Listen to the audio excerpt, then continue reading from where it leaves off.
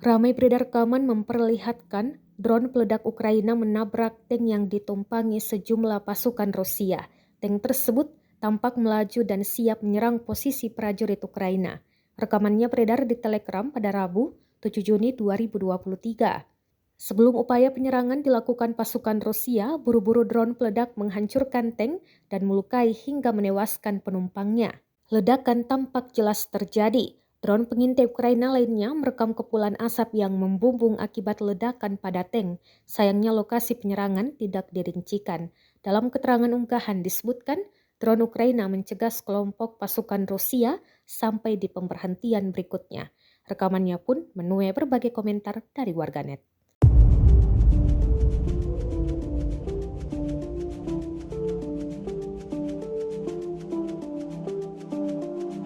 Пунктов Причистовка и Угледар Донецкой Народной Республики уничтожены 2 склада артиллерийских боеприпасов 68-й егерской и 72-й механизированной бригады вооруженных сил Украины. Всего поражение 86 подразделений. В районах населенных пунктов Владимировка, Кременная Луганской Народной Республики, Табаевка Харьковской области, Никольская Донецкой Народной Республики и Жеребянки Запорожской области.